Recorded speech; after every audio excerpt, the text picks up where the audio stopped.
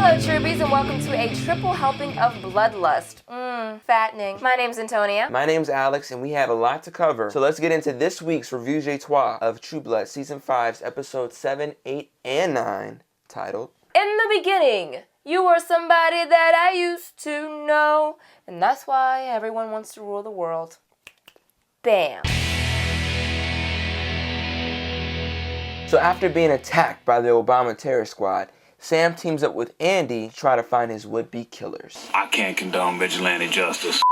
Randy, you're human. You got no idea what it's like having people want to kill you just because of what you are. Say what? I don't know about that, Sam. I think there are a lot of people out there that would respectfully disagree with you. So Sam and Andy end up going to the local prejudice march. You sell wooden bullets, Junior? Andy!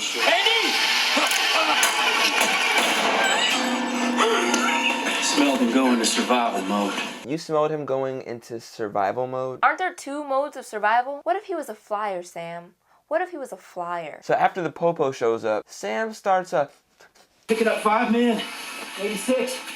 You smell it. Bad diets. And hate and envy. He's smelling feelings. I can smell those people at table 4 aren't going to be giving out a tip. Perhaps you should have given Daphne a little sniff. I smell craziness and a love for a Maynette that wants to sacrifice my body to her bull god. Yeah, I think we need to break up. So while their buddy's being put into a doggy bag, the rest of the blackface killers are out on a joyride. Get her done!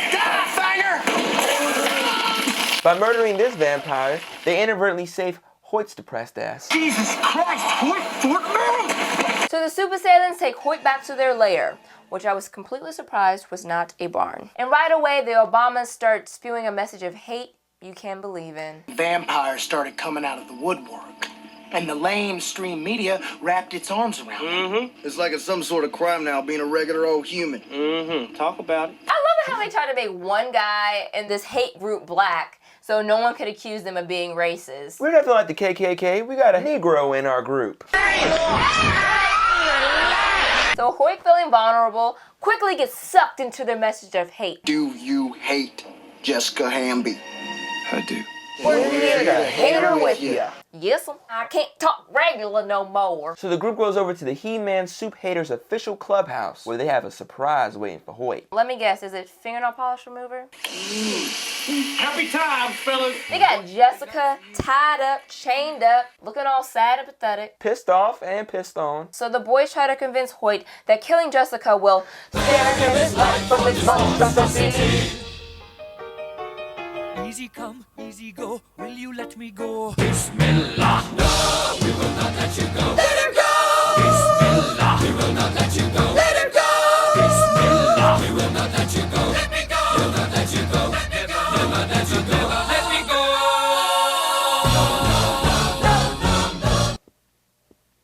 Yeah, okay. So Hoyt helps Jessica escape, but by that time it's daylight outside and she cannot leave the premises. You said premises. Premises? You got one of them smart buildings where they teach you things. I send help. Hey, Hoyt. Thank you.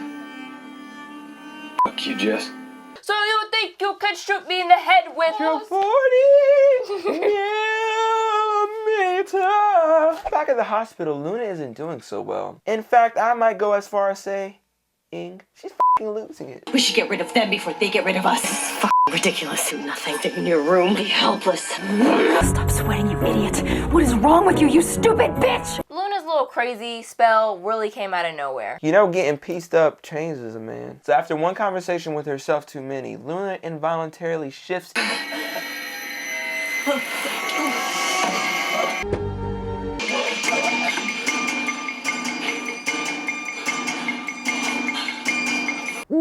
Why was everything so wet? Can someone tell me what the point of her dumping that water in the sink was?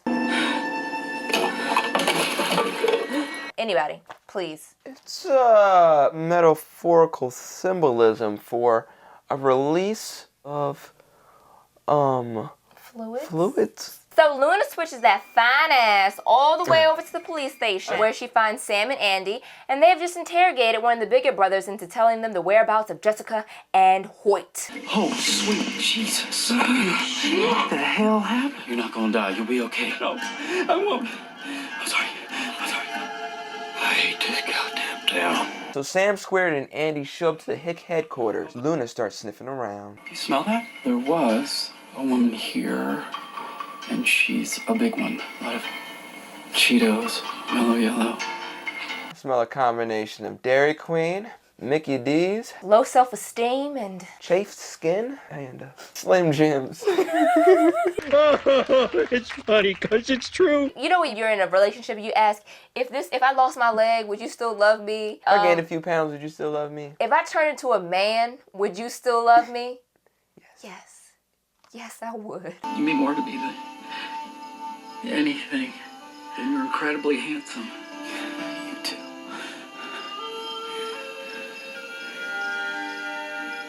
We're gonna have sex with each other, right? Yeah. Oh my. So even though Luna has been shot, skin shift, been sick, throwing up everywhere, 5 minutes later, she's like, look, we better go out and find these motherfuckers that just tried to shoot at my daughter, yo. If you think I'm just gonna lie here in bed like the princess and the pea, then you're dead wrong. I'm coming with you. You can't stop me. You're really f***ing annoying, you know that? That bitch cray. That bitch cray. That bitch cray. Crazy good. Kraft cheese. So we find the Karate Kid and that werewoman training for the big fight in none other than the classic True Blood set, A Barn. We're no strangers to choreographed fighting, are we, Alex?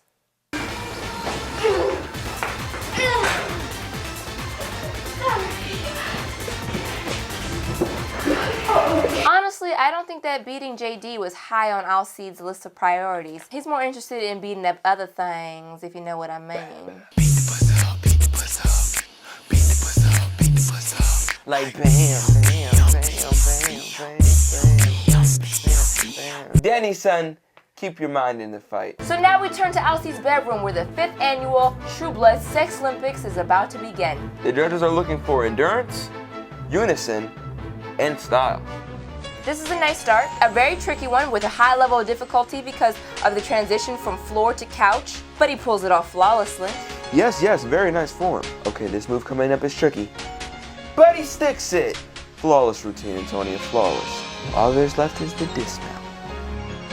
And he nails it! Now that is how wares get it done. High scores across the board. That score is enough to get them gold, Alex. Gold Magnum condom. He pulls it off without even having a penis. You know what, I say incredible a lot. I know I do. But this surely was incredible. So after the games, it was time for the Battle Royale to determine who was going to be the new Pack Master. Where fight! Where fight! Where fight! Can I do it with you? Okay. Where fight! Where fight! Where fight! Candidates, either in wolf or human form, will track, capture, and kill the quarry animal.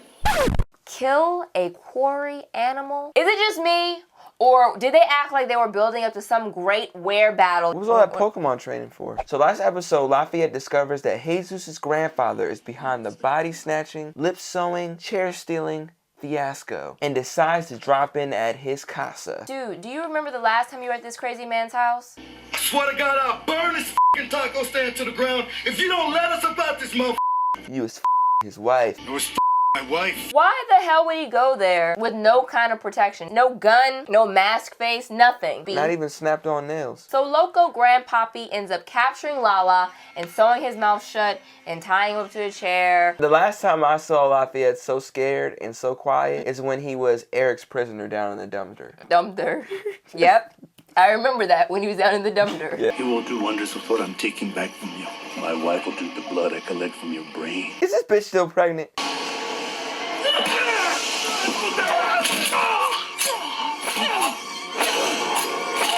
Why do you think that she stabbed him to death, Alex? Probably because there's no AC in that bitch.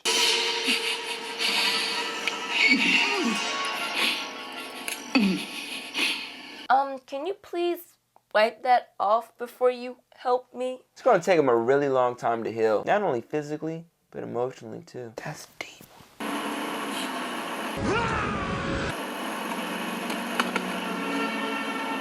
Looks like the answer to all of his problems literally just fell out of the sky. So after his lips heal, he has a moment with Jesus where they hold hands and drive off into the sunset.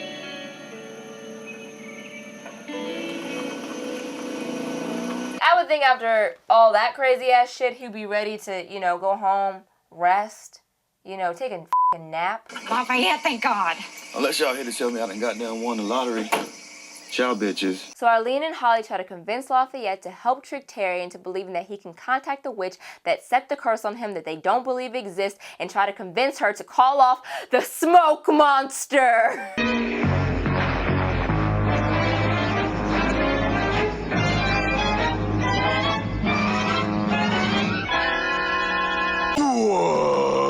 So Lala accidentally contacts the witch for reals. Terry, baby, you got to kill Patrick. Or either he got to kill you, one of us has got to die. Ladies and gentlemen, let the first Ghost Games begin. And may the odds be ever in your favor. So the sergeant gets the jump on Terry and ends up kidnapping Arlene at Merlotte's. It literally takes Terry all day to show up. I'm sorry. That is the smartest thing I've ever seen her do in all 5 seasons. Yes, but after she stabs him, he still is beating Terry's ass. Don't move, motherfucker, or I will blow your brains out. And then who else shows up but the dead Muslim herself? Do what's right. Follow my horse. So Terry does what's right.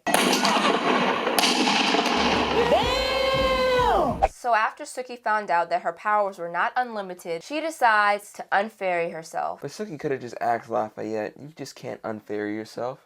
You're born that way. So the fairies develop some kind of space-time continuum, source code machine kind of thing, to help Suki go back into the past and figure out exactly what happened to her parents. Through the eyes of her own mother.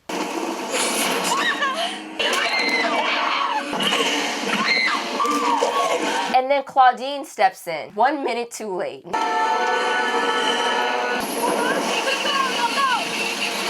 These are the fairies that have been protecting Suki's family for generations. I would want my money back. Suki has been walking around with the same blood for the last 20-something years. If it was so enticing that it made a vampire stop a car, go in there, kill her entire family just to find a Band-Aid, why the hell weren't vampires attacking her left and right when she was growing up? Just lucky, I guess.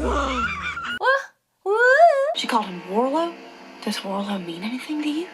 Where is Warlow? In Suki's bathroom.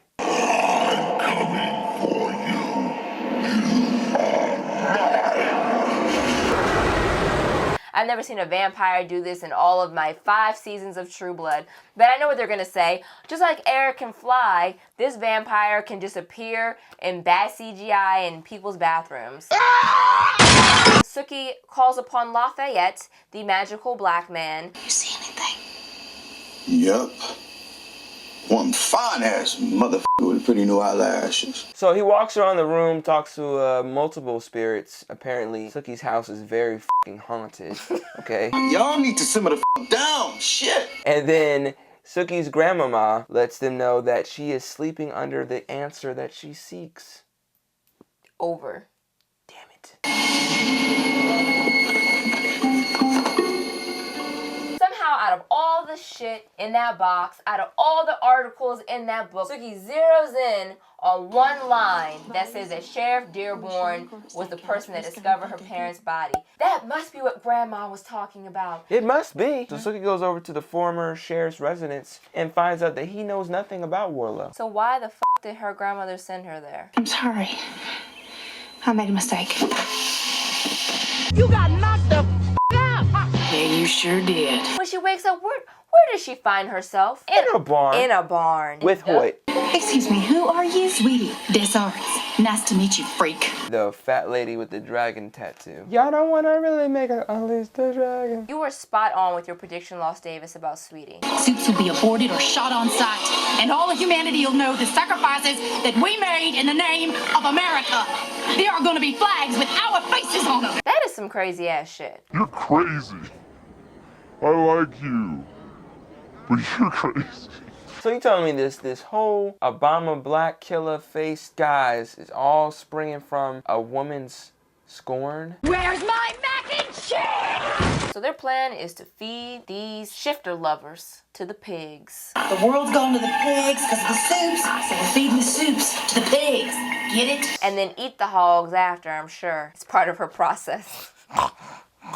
From the pigs and shit rises Sam and Luna. And they open up a can of butt naked whoop ass on all their hater asses.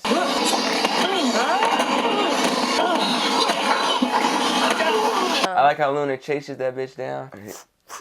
That's for shooting me. That's for my boyfriend. And this is for my daughter. And this is for every time that somebody uses this cliche in their movie or show. So after Russell kills Roman, all hell breaks loose. The French police come out, the night vision cameras come on, and in the end, Russell is apprehended. And staked on the spot. Oh wait, no. Wait, no, that would make too much sense. Yes. I dug Russell up. The night you were ordered to show him the true death. I followed you. Are you f***ing kidding me? They've spent the first half of the season establishing that only these 4 people knew where Russell was buried. Why did the show even waste our time with this big old mystery if they're just gonna sloppily throw some answer together? I mean, they could have written that Lassie told her where he was f***ing buried and it would have made just as much goddamn sense. They just cheated us. This isn't fair. He didn't get out of the cock-a-doodle car. So they decide to drink from the vial, the magic vial, that supposedly has Lilith's blood in it. Who are you to offer the blood of Lilith? May Lilith forgive me. You Bible-banging cunts. Vampires drinking another vampire's blood from thousands of years ago? What could possibly go wrong? Because I got high. Because I got high. Because I got high. La la la da da da. So the vamps roam down the streets of New Orleans high as a motherfucking kite, son. And they decide to join in the festivities.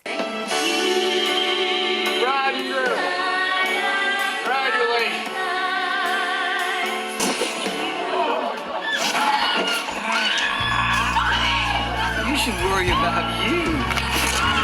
You drain all my life. You take my blood to carry on. You darken my days and bloody my ways. Alright. Whilst everyone is chowing down, a figure appears out of the CGI blood.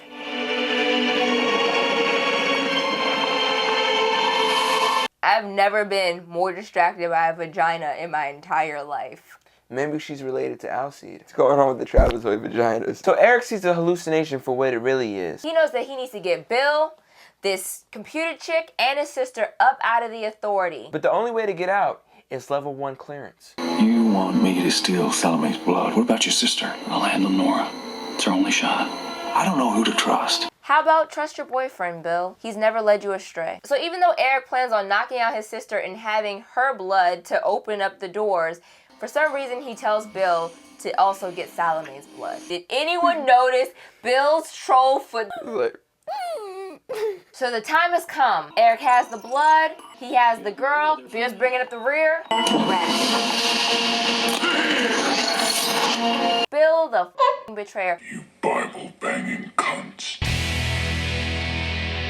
So Mama shows up to Fantasia in her Sunday best to tell Tara that she's dead to her. You are dead to me. Tara's like, no shit, I am dead. And then the Mama's like, well, you know what the f*** I mean, bitch, okay? In more Fantasia news, move over, Pam. There's a new sheriff in town. And he has no problem with eating humans openly and kicking girls' asses. So Jason comes over to Jessica's place to talk about his problems yet again. They start making out, and they taste a little blood. Turns out she was just upstairs giving some dude a fang job. Do not make a scene. Why not? I think I deserve to know whose blood I just tasted. Yo, dude, sheriff's department. Who you? Come downstairs. Look, you might not know, but this is my vamp, okay? She sucked my dick according to Hoyt. Fuck you, Fanger.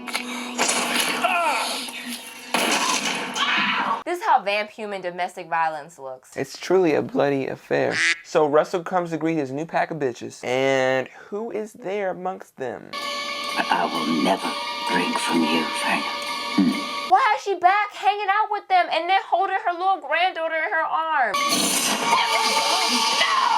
For you, my darling. Your first pet. This kid is gonna have some serious fucking problems when she grows up. This is an example of good vampire dancing.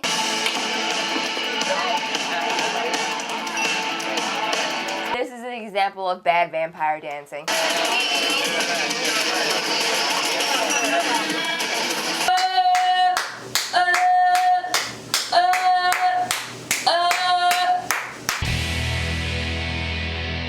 I'm about to slip my ass in this tub and get high as a mother.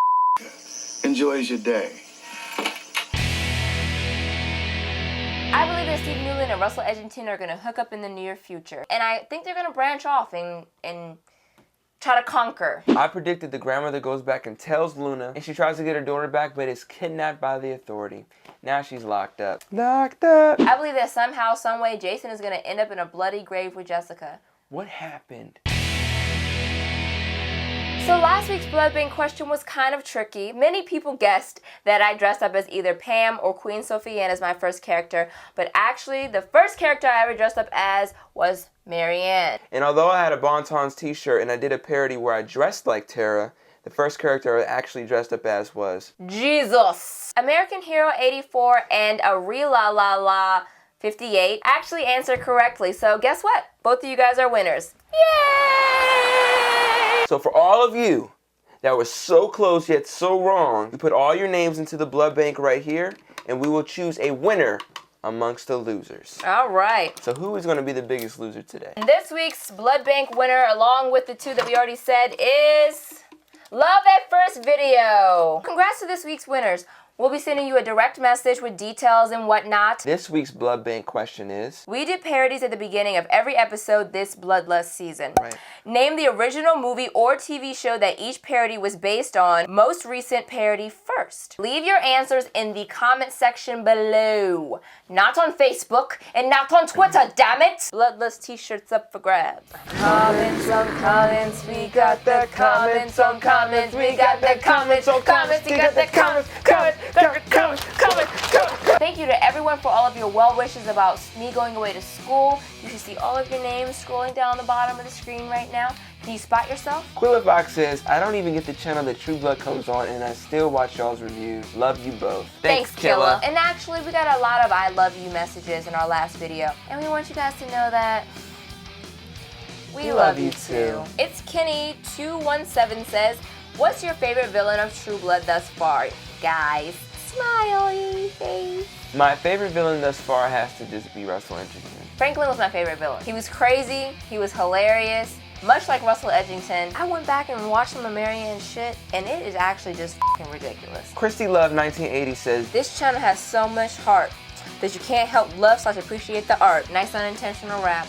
Okay everyone, we've reached the end of our shows. Next week is the big move, and we're not sure if we'll be able to create any more Bloodlust videos for a while. Just want to let all of our viewers know how much your love, support, and comments have meant to us over these past years. Even though we never had the big numbers, you guys made us feel successful and made us realize that what we created was special and appreciated. So thank you. We're not saying goodbye just yet. Hopefully we'll be able to create one last video for the season finale in LA. But just in case this is the end, you just make sure that you stay thirsty, let the blood flow, and keep fame banging. I think if we stop the song now, Mariah Carey won't sue us. Alright. Bye, y'all.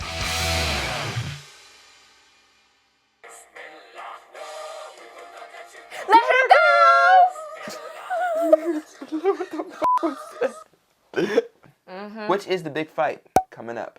Yep, the Battle Royale. Did that just happen?